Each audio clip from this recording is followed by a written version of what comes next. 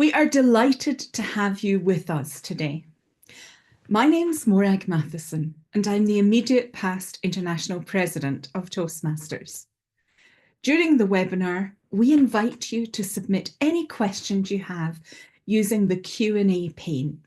And for the last 15 minutes of the webinar, we'll bring you as many of those questions as we can into our conversation. With so many attendees, however, we may not be able to answer all the questions, but we will do our very best. So thank you in advance for your patience and understanding. While you'll not be able to speak aloud, we encourage you to use the chat feature, as you're already doing, to share where you're joining from and to chat courteously with fellow attendees. Please keep in mind that our team is focused on answering questions posted in the Q&A pane and not in the chat. This webinar is being recorded and you will receive an email in a few days with a link to the recording.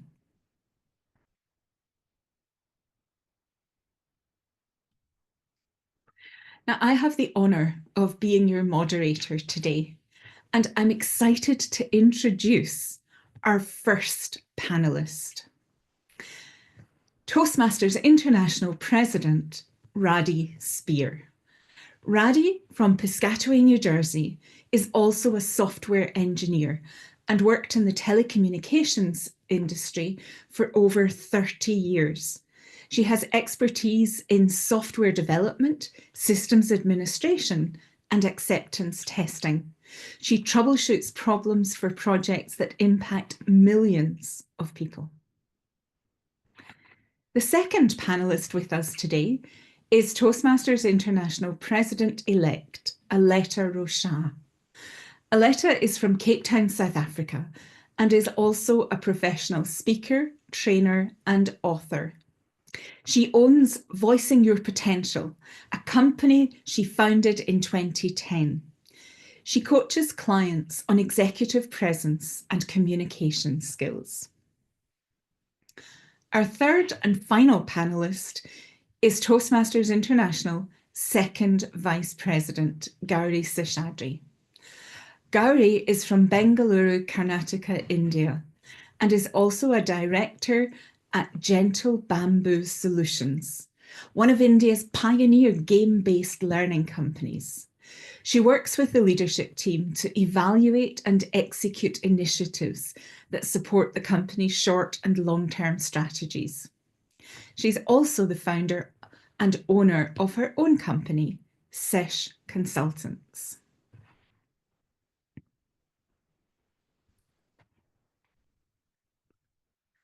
Welcome all. Let's get to it and reflect on all of our leadership journeys. International Women's Day began over a century ago and has, of course, evolved in its emphasis and its themes, with this year's theme being Accelerate Action. Let's start by telling what International Women's Day means to each of you. How do you celebrate? How does it inspire you? Let's start with our International President, with Radhi. Radhi. Thank you, Morag. To me, International Women's Day is a time to reflect and recognize the achievements women have made worldwide, to recognize the accomplishments in all aspects of society, whether it's leadership, science, business, education, or the home. I have had many inspiring women in my life, starting with my mother, who was a huge influence. I only have sisters, and she was insistent that we should all be self-sufficient and independent. I was also blessed with an amazing mother-in-law who faced so many adversities and had such a great attitude. And I'm so thankful to so many of these women, family, friends, mentors who've paved the way with their determination and courage. And I want to continue to help other women. And I think we can do that even with simple steps like mentorship, encouraging them, speaking up for them. I believe that will make a meaningful difference. And Aletta, what about you? All right, for me, Women's Day is really a day of gratitude. Like Roddy said, I've been blessed with very strong female role models in my life, my mother, my grandmothers, my sister, my friends, my daughters, my colleagues. You know, everywhere I look, there are women who have added so much value to me and have been there in good times and bad times and really just have enriched my life in an exceptional way. And as we grow older, I've heard it said that it's more important than ever for women to have a community. And in Toastmasters, we have this incredible community, many of which are women. So again, just very grateful for the female influences that I've been blessed with and looking forward to being part of passing that on as I go forward. And Gary. Thank you, Marag. International Women's Day holds a deep meaning for me. It's time to honor the brave and beautiful, brilliant and beautiful women who have opened doors and shattered ceilings. But more than that, for me, it's a day that challenges me to do more, to be more. For me, this isn't just a day about reflection, but also a personal call of to action, a reminder to take meaningful steps to advance opportunities for women wherever I can. In Toastmasters, especially where we encourage leadership through effective and powerful communication, this day highlights for me to champion those voices that advocates for equity and progress. And as far as celebrations, my Toastmasters Club meeting happens to fall on Women's Day this year. So not only will we be honoring the women in our club, but we also have pretty big celebrations because one of our Toastmasters, a woman Toastmaster, has just been appointed as the incoming region advisor for our region. So we are all looking to meet each other and congratulate each other. Back to you, Mark. We all have a lot to celebrate in International Women's Day, and like you, I marvel at the progress that women have made over the years, and I have no doubt that International Women's Day, in raising issues of the things that held women back and creating that community and support, have certainly paved a way for each one of us today. We all have work experience outside of Toastmasters. I know some people don't think we do, but we do. Let's look at your work experience beyond Toastmasters. Aletta, briefly share with us a few highs and lows of your professional journey, what you're most proud of, some of your biggest challenges even, perhaps. Morag, as I entered into the workforce after graduating from university, I have to admit that I wasn't in love with corporate life. I found the politics and the whole unwritten rule of how things are done quite confusing. And after a few years, I almost decided that I didn't fit in. And that was a real stressful time of my life. I learned a lot, but it wasn't easy. And then fast forward, I took time off to be lucky enough to stay at home raising children. And then Toastmasters, in a way, put me back in touch with that career woman.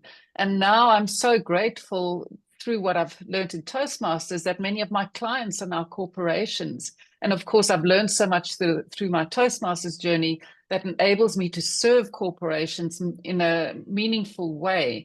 So it's almost like Toastmasters has connected various parts of my life and brought it together in a very, very positive, meaningful way.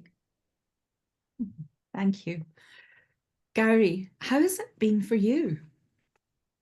So Marag, I'm the first woman in my family who's an engineer and the first woman to cross 7 seas to study in a new country.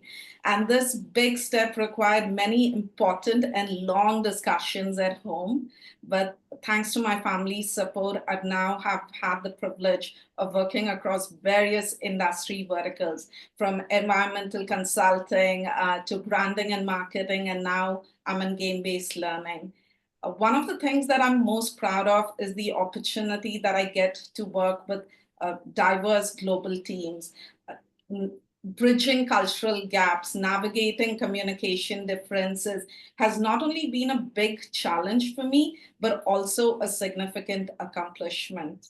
the skills that I have honed through these experiences have been invaluable in helping me lead teams effectively. But Toastmasters has also played a very crucial role in this journey of learning and growth. So reflecting over the past 2 decades of my professional life, I'm really proud of how far I've come, taking those first nervous few steps in a new country to becoming a confident professional, supporting L&D strategies for some of the big four companies. I can now say that I love who I have become. That's a beautiful thing to be able to say. And it's a story that we don't often tell ourselves enough, I think, as women. My experience in this area is that I studied science, and in school, there weren't so many women studying science in school. I went to university to study pharmacy, and 80% of my class were women. So it was a very different experience altogether than what happens after university. Is the profession is structured in a way that part-time working is easy to find, self-employment is easy to find, and so it suits people who want to have a flexible career or raise a family in some way. The downside of that is that most of the leadership positions and senior positions are taken up by men who don't have such a strong desire perhaps to raise the family in that way. And so for me, it was that thing of saying, I have grown and I am able to take leadership positions of significance. Being a woman doesn't hold me back in that. And just as you said, Gary, it's that beautiful thing of seeing your progress and seeing where you are today. Radhi, tell us how Toastmasters intersected and uplifted your career as an engineer, and what encouraged you to add Toastmasters leadership experience to your journey. So after my master's degree in the US, I got a job.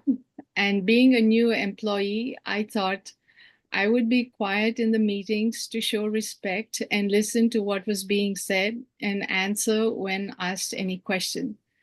But a few weeks into my first job, my boss called me aside and he said, "Do you understand what's going on? You're so quiet in these meetings." And I was taken aback. I'm like, "Yeah, I do." And he says, "Well, why don't you speak up?" So my silence, which I thought was showing respect, was perceived as disengagement. So I thought, okay, I have to speak up. But it's easier said than done. And being in the telecommunications industry here in the US, it's somewhat male dominated. And I generalize here, but the average American speaks with such confidence and authority. And I would be sitting those meetings thinking, they're wrong. I mean, in some instances, but I didn't have the ability to speak up, even though I wanted to. And fortunately for me, a Toastmasters club started in my office. And after joining Toastmasters, I really got the confidence to convey what I wanted to say, to be able to persuade them. And over time, I was able to speak up and say that, things should be done a little differently.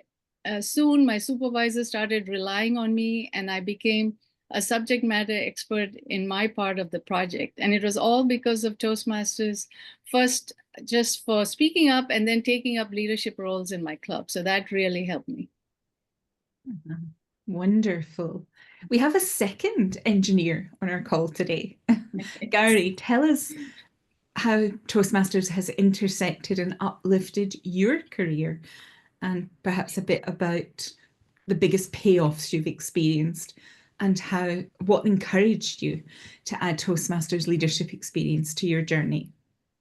Yeah. So early in my first job, Morag, which happened to be in Denver, not far from where World Headquarters is today, my boss asked me to accompany him on a sales trip to pitch a compliance software that I had been working on, and no one else in the company really knew much about it. A golden opportunity for me, but when the moment came, I got cold feet and I chickened out. And that was a wake-up call. Like the proverb goes, if I can quote it correctly, a man stands in his own shadow and wonders why it is so dark.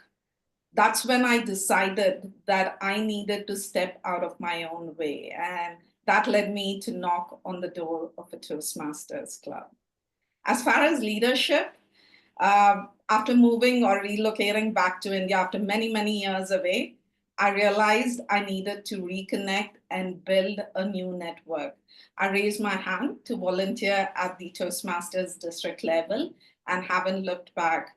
Because what started as trying to find new friends quickly turned into a journey of continuous self-improvement and building connections that have opened countless doors for me professionally. So I learn and I grow, and that's why I continue to stay in Toastmasters.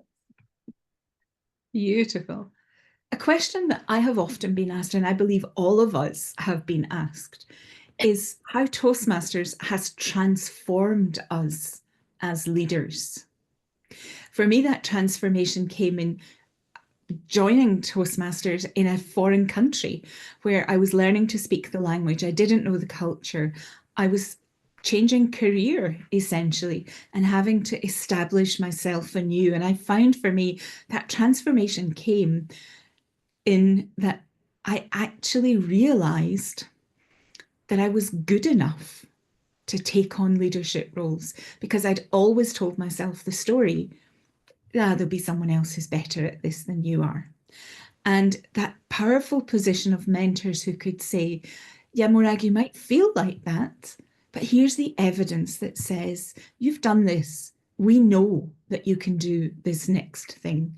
And people believing in me, giving me that opportunity, which ultimately led me to a complete change of career, to leading a charity here in Germany, having had to learn the language, find out about how finance systems worked, legal systems, and all of those things, and thinking, oh my goodness, if it had not been for the confidence that Toastmasters brought into my life, I for sure would not have done this. Radi, what about you? How has Toastmasters transformed you? Yes, Toastmasters has been absolutely transformative for me. I joined, like most people, for my communication skills. And this June, it'll be 25 years in Toastmasters. I have stayed because I have gained so much more from Toastmasters. You know, in my day job, I just work with computers, with inanimate objects, and now and then I have some meetings. Whereas in Toastmasters, you actually work with people and you learn so many skills. There's so many opportunities. I mean, you could take small roles or big roles. And just as an example, when you're an area director and you run an area contest, you know, that's like being a project manager, right? You're learning project management skills, delegation, critical thinking, problem solving, budgeting. So they're all skills that we learn that we can use in our everyday life. And I started realizing there's so much value in Toastmasters and so many opportunities. And as you take different roles, you not only reinforce the skills you have, but you learn new skills. So I would urge everyone listening here today to please take advantage of all the opportunities Toastmasters has to offer. We are so fortunate to have this organization. It's truly transformative. It's helped me in so many ways throughout my life, in my personal and my professional life. And congratulations on 25 years of membership this year. Yes. I thought I was doing well with 19. A few more to go. Aletta, how has Toastmasters transformed you as a leader? Morag, I think it helped me leverage things I'd done innately. Ever since I was a child, I joke that it's the helium hand. You know, if somebody needs something done, your hand automatically goes up. And I've done that at school, and sometimes it was strategic because I could get away from the hostel at boarding school and go out and do something more exciting if I raised my hand. So I did that many, many times.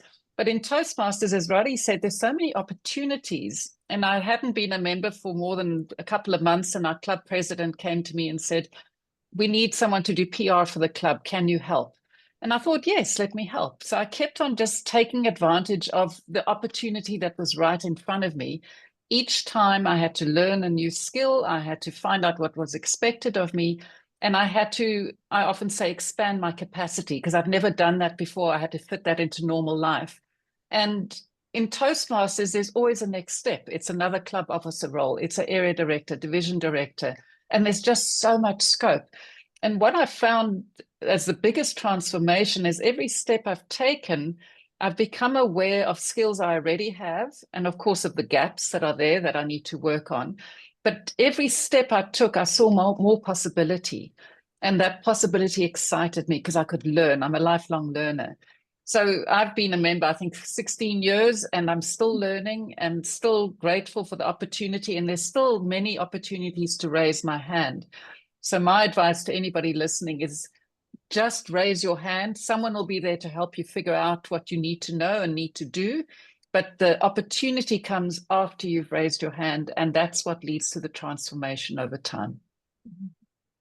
That's wonderful. I think we can all identify with that raising the hand moment. And it's in the raising of the hand that the door is opened to possibility, to opportunity, to personal development.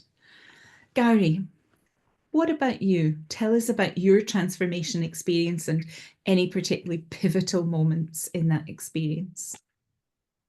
I must confess, Morag, that I've had so many aha moments that have transformed me in my Toastmasters journey, especially in the leadership journey that'll take more than this 1 hour of the webinar. But one that truly stands out for me happened during a trip in 2022 to District 82 in Sri Lanka. It was during their worst economic crisis. These stores were empty, the prices were soaring, daily life was a struggle. But despite all of this, there were 650 members who attended the district conference in person. And I spoke to many of them personally, and I asked them, why did you choose to come during this tough time? And the answer was pretty much the same across the hall. As long as we can afford it, we will be in Toastmasters. Toastmasters gives us a sense of community and a reason to smile. And that struck a deep chord within me. That moment not only reinforced why I serve in Toastmasters, but also deepened my understanding of leadership within Toastmasters. It is not just about managing or directing strategies and operations as district leaders or international leaders, but it's about truly seeing and feeling the impact that we and Toastmasters have on people's lives. I was proud to be a Toastmaster and proud to be part of this wonderful and supportive community. Wow, what a great experience and moment to have shared with others in all of that. We're all talking passionately about staying in Toastmasters and being in Toastmasters and committing and doing. Often we are asked about work-life balance because there is life beyond Toastmasters. What has been your experience with trying to achieve work-life balance, Aletta? Such an interesting question, Morag. I'm blessed to be married to a non-Toastmaster. And my husband, Rory, whenever I'm stressed about Toastmasters, he looks at me and he says, "Are you having fun?" And I say, "No." And he says, "Well, you joined to have fun. If you're not having fun, change something." So he's often very good at spotting when I'm struggling. And what I've learned over the years is you have to nurture yourself before you can be a good leader and nurture your team. So you have to be in touch with what you need to recharge and refresh yourself. For me, it's being out in nature, it's going for a walk, it's going for a run, it's being with family and friends. And sometimes it's walking away from Toastmasters, taking a break, letting your team know you're taking a few days off and just recharging. And only then, when you've kind of fed your soul, doing whatever makes your heart sing, can you come back and then have a lot to give. So I think it's being constantly self-aware. It's not something you solve once and you're done. It's an awareness that you build, and you've got to lean into it and do what you need to do to make sure that you are in a good space so that you can be an effective leader and wife and spouse and, sister and friend, whatever else is involved as well. Yeah, that's such good advice. I believe very firmly the way we achieve the best work-life balance is when we are intentional about it and not waiting until we're in that crisis moment.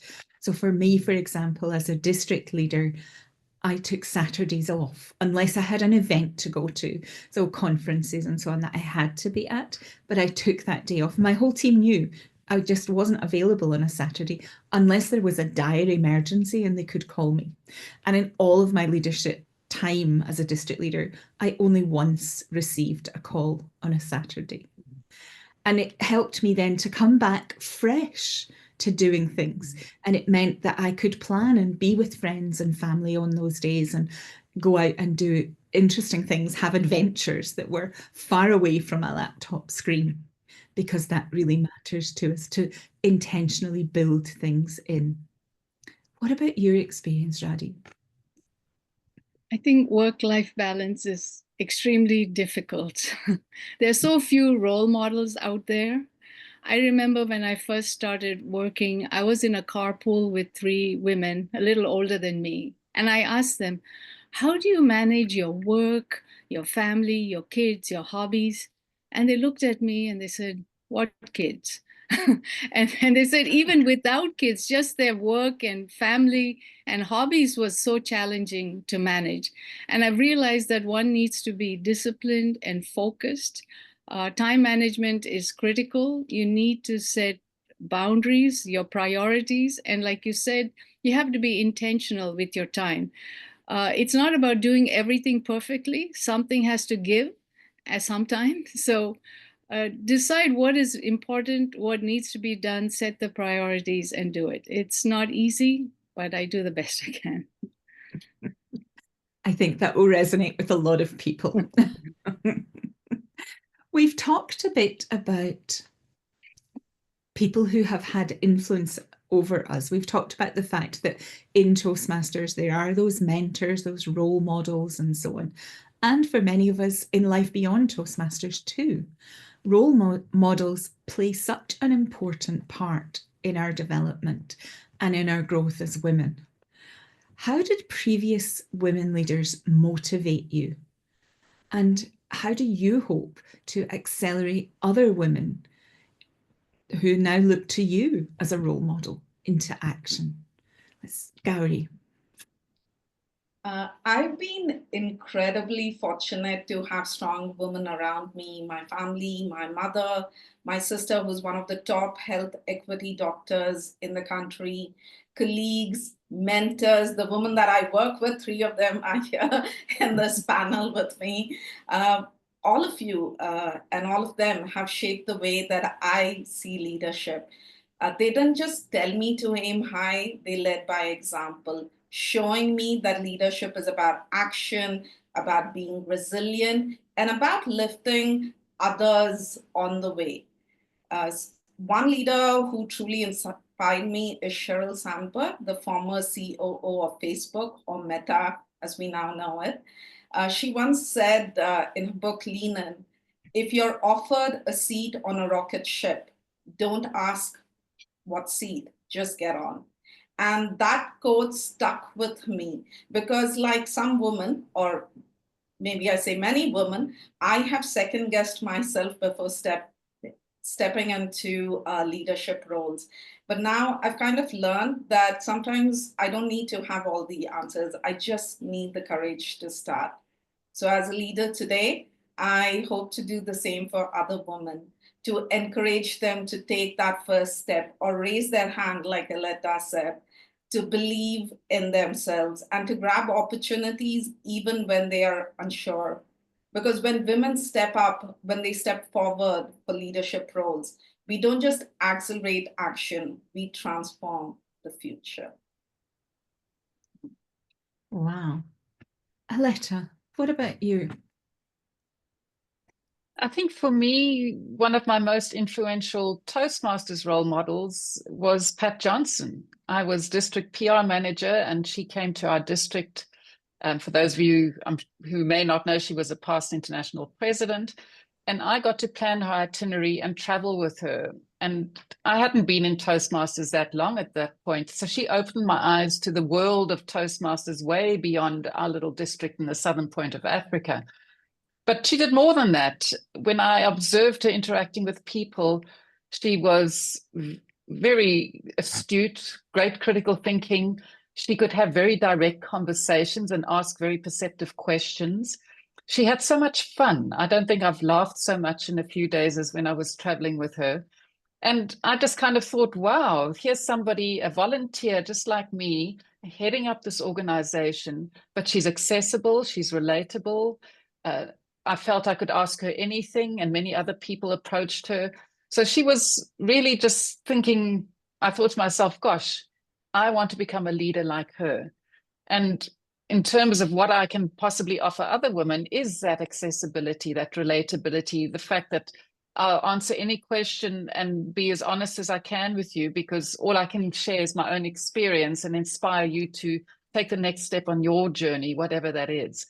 But we've got to be there for one another. And I think just being that supportive listening ear and that encouraging voice and some hearty belly laughter from time to time is something we all thrive on. I concur. Radi, role models for you. I was very fortunate that when I was a child, the Prime Minister of India was Indira Gandhi. So I grew up believing that women could do anything. And she was very strong, resilient leader in challenging times. And I think representation is very important. Women need to see people like themselves in key roles. I have 2 daughters. And so intentionally, I tried my best to make sure all the people with responsibility that they came in contact with were women, like women pediatricians, women dentists, women volleyball coach, whatever. So that they would believe that they could do anything. And I think it's very important for us to encourage women, to give them opportunities, to mentor them. I feel women sell themselves short. They're truly capable of so much more. And Toastmasters gives us the confidence to do that. So I would urge everyone, men and women, to join Toastmasters because it'll really give you the self-confidence to do anything you would like to do. I think that's a marvelous thought as we think about the women who have been role models for us in leadership. I can think of many people who have been role models for me. We'd be here the rest of the day if I were to list them all, because they've role modeled different things to me in different ways. Whether it was one of our past international presidents who were women, and we're a small bunch, Radi. That's for sure. Looking at them and thinking they did it. It must be possible. Or the women in my club who said, I see potential in you. I want to walk with you every step of the way, and modeling to me what that looks like when you believe in someone and you want to stand with them. And that's certainly something for me as I look to and hope to accelerate other women. I take from one particular lady, a lady called Margaret Jankowski, who really showed that for me, how important it is and how you do that to be supportive, but allowing the individual to find their path and to believe in themselves, because that's a gift that no one can take away from you once you've been given it. And we get to practice it again and again and again in Toastmasters. We've come to the end of our formal questions here, our discussion, and so we're going to be moving over to our Q&A. And thank you all for the empowering stories and insights. I hope our webinar participants have found much in there. And as we move over, we'll find out what else our audience wants to know from us. There are some terrific questions in there. The team from World Headquarters have been popping those questions over to me. And so here we are now. And the first question we have comes from Sapna. And Sapna asks, how can we encourage women Toastmasters from club level to move ahead in leadership roles? Who'd like to take that question? Ready. Yes. So as I mentioned, every time we take up a role in Toastmasters, starting with the club officer role, it's really an investment in themselves. And I feel we should show the value proposition to all our members that this will help them. It's not that they are helping the club, but they're also helping themselves. And as they take up more roles in Toastmasters, it not only benefits them, but it benefits others. So I see it as a win-win. And so once you get started, it's very hard to stop. So take the plunge, try it, become a club officer, area director, whatever it is, that first step. And then you'll realize, wow, this is so much fun. You're gaining from it and you're helping others. Morag, if I could just add a little bit there. Go ahead. I think often we need to think about how we offer the opportunity. In my experience, we often say to someone, wouldn't you like to be an area director? And they say to us, what does that mean? And we give them a laundry list of 25 things they have to do. And then we wonder why they don't want to step up. But imagine if we could change that conversation and say, this is what I learned as area director. I learned to manage a team. I learned to put on big events. I learned to encourage people to deliver on KPIs. It's helped me in my career. Wouldn't you like that opportunity for yourself? And by the way, there are some things to do, but we'll teach you, we'll mentor you, we'll coach you through it, but it's so worth it. So I think if we can encourage by selling the outcome, not the laundry list of things to do, we might find it easier to recruit people. Gary, would you like to add anything on that question? Yes, please. So I was the first woman district director for my district. And I remember before I took on the role, I had a conversation with past international director Nagaraj Rao, who said, Gauri, from now onwards, people are watching you. Women, especially in Toastmasters, are watching you, whether you're on stage and off stage. And I was like, why me? Why should they look up to me? And he was like, he said, because they're going to see how you behave as a leader, how you act as a leader. And if you are a successful leader, they'll think, if Gauri can do it, so can I. If Gauri had the courage to step up, then maybe I'll have the courage to raise my hand up. And that's kind of worked for me. And we've had many women district directors in the district since then. And hopefully many more to come in all of our districts. Women who are ready and able and willing to step up in leadership. Karen has a question for us. She asks, do any one or more of us have any advice for second career women, especially after working for decades in one career? Morag, if I could. Letta. Yeah, thank you. A career transition is something that comes from within. It's often not a head thing, it's a heart thing. So you're following a passion or you're following a long-held desire. Your Toastmasters experience is going to help you articulate your value in terms of leveraging what you've already done and taking that into the new space. Because very seldom do we start afresh and not bring skills with us. So my advice to you is to really work on articulating your value. Tell them what you're good at, how it adds impact to a project or a team or a company. And your Toastmasters experience, leading teams, critical thinking, managing budgets, delivering service to members. Those are all key real-world skills that you can articulate as you make that career transition. So believe in yourself and take steps actively to sell yourself, to promote the value you can add, because you've got talents, and why wouldn't you offer those talents to somebody else to solve a problem? So I wish you every success. Thank you. Anyone else want to contribute on that question? I'll take a shot. Gary. So I've had a second career, third career, and then a fourth career. I've switched jobs after working for more than a decade in environmental consulting. And I realized that I was able to do so because of the skills that I picked up in Toastmasters. I didn't go back to working in the same kind of field, which was pollution control. Instead, I went into marketing and branding because I knew how to charter clubs. I knew how to talk to corporates. I knew how to convince guests to convert into members. So I had picked up sales and marketing skills out here in Toastmasters. Now I'm in game-based learning, where I work with the L&D departments of Fortune 500 companies, saying, hey, this is the kind of training that your emerging workforce needs. How do you make it interactive? How do you engage the audience? Again, skills that I've picked up in Toastmasters. I think a lot of people forget that they haven't joined Toastmasters to become a great Toastmasters. They have joined Toastmasters to pick up skills so that they can use it back in their personal and professional lives. And we often have to remind ourselves of that.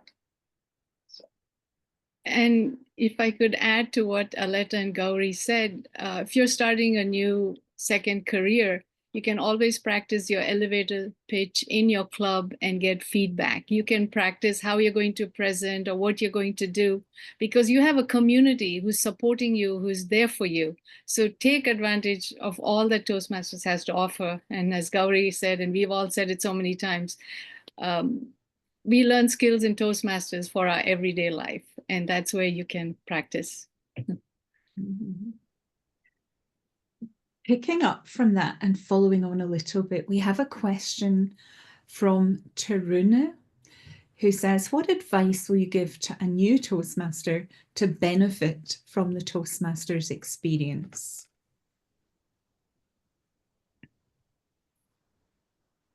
I'm happy to answer that. I want to quote the very first club president I had in our club, Liz Dewing. And when it came time to ask people to step up to club officer roles, she said, you know, you come into Toastmasters and you are like a sponge. You just want to absorb information for your own benefit. But she said, if you really want the benefit of Toastmasters, you have to learn to give.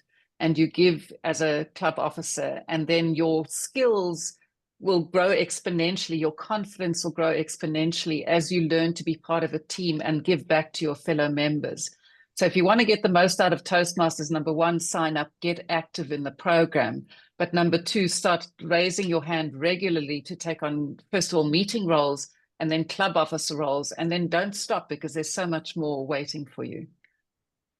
I think what I would say to this is to always think about saying yes before you immediately say no to any opportunity. Think about, what would saying yes to this mean? What is the opportunity here? What could I learn? Who could I get to know? You might be being asked to even take a small part in a team. It may be organising a special event for your club, and you're just going to be one of the team there, not with a title or anything else.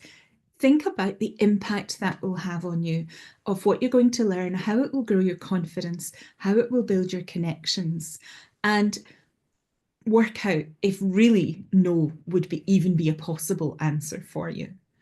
I think that's the way we move forward, from the least experience to the most. If I may add more, all excellent answers. In Toastmasters, you also have mentors who are there to help you. That levels the playing field, so you don't have to be worried. And this is an investment in yourself. I like to, and you've all had this experience. People don't come up to you and say, wow, I joined Toastmasters, now I'm a better speaker, or I'm a better leader. They say, I joined Toastmasters and it has changed my life. And we need to get that out there for them to realize the benefits. And we have so much support, so much help, such a safe place. People should take advantage of it. A slightly different tack of question that has come from, I'm trying to find the person's name, Anna. She asks, what's a fun fact about you that a lot of people may not know? Gary, what's a fun fact about you that a lot of people may not know? Okay, I don't know if it's fun. It might be fun for you, but not fun for me. It's been 20 years in Toastmasters this year for me, and I still get very, very nervous before taking the stage. I still have butterflies in my stomach, but when I step up to give a speech or a presentation, I always take one step forward from where I'm standing.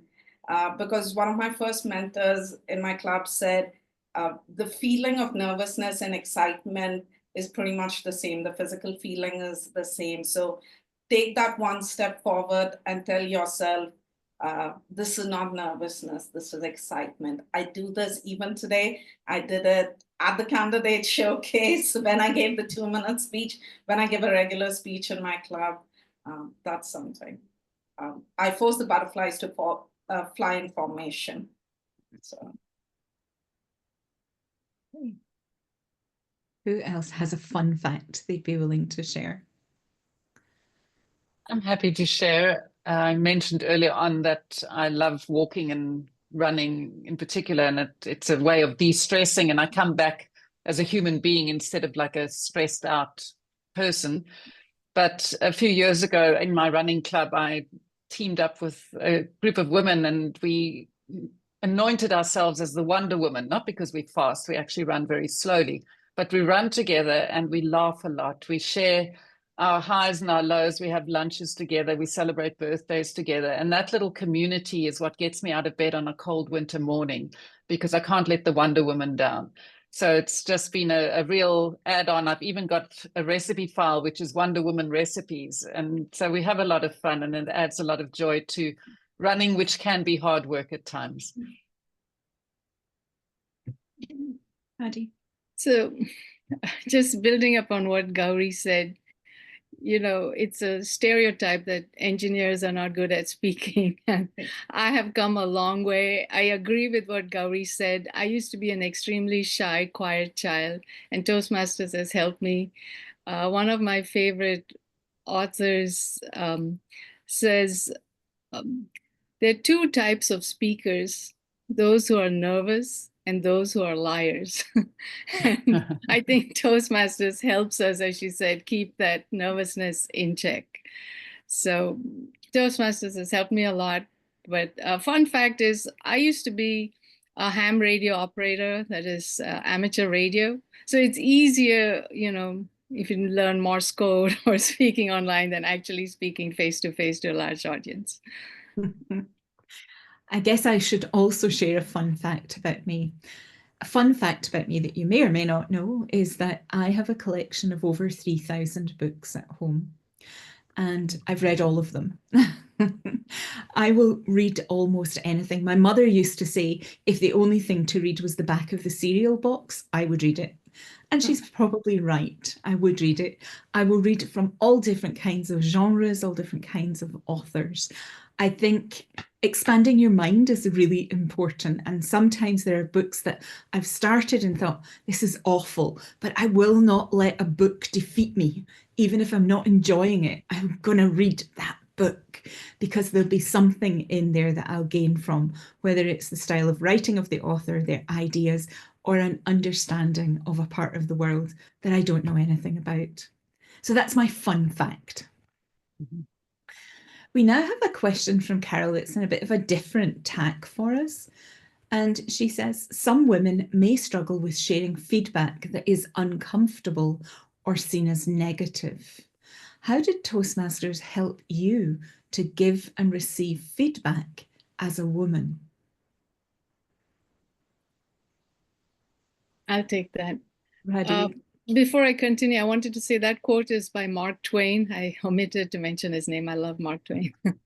Yeah. I was fortunate to have a district governor when I was in district leadership who would always tell me to give feedback. So if I had a very bad demo meeting and something went wrong and I would be complaining to her, she would say, don't complain to me. Did you give feedback to the people, like what they did wrong?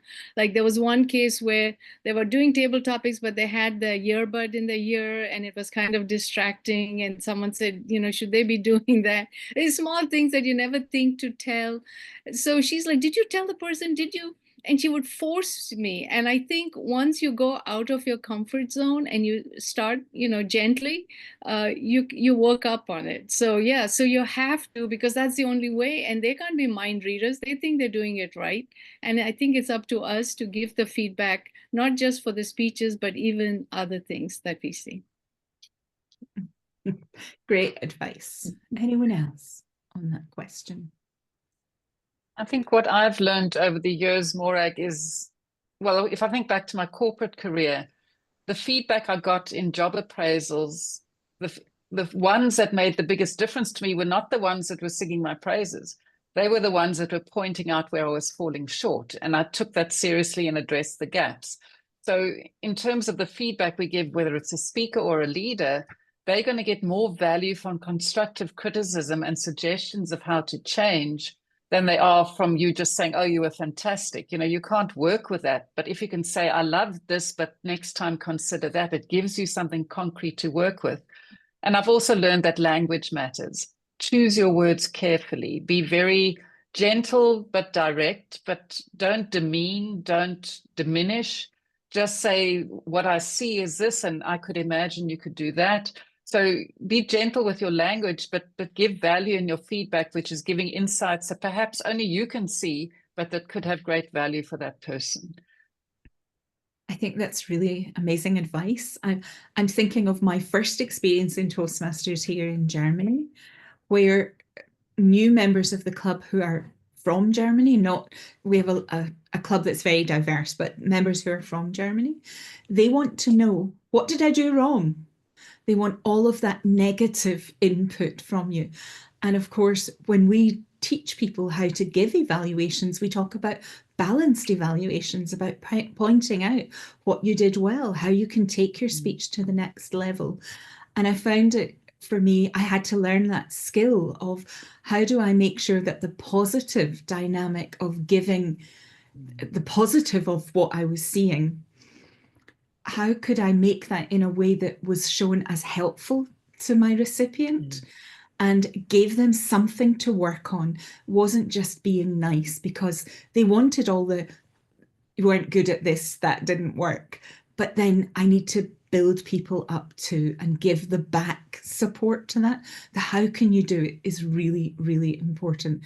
Not just my opinion is, but actually here's how it can be better, and acknowledge the good also, to bring that balance into the evaluation. Anyone else? I can add to that. For me, it was not a gender thing, but a cultural thing. My adult life was in the US, where the feedback is more straightforward, calling a spade a spade. But moving back to India, I couldn't give that kind of direct feedback. People thought that I was being rude by saying straightforward. And so I had to tone down my feedback. I was initially scared to give feedback as well. And over the years, actually, I think it was in my board orientation as an international director, where Murag, you did a session on cross-cultural communication, and you showed a map by graph of Erin Myers, the cultural map, which said, you know, people receive feedback in different ways across different countries, and they give feedback different ways. So I kind of understood that then, and have been customizing my feedback depending on whom I'm giving it to, which culture I've been giving it to.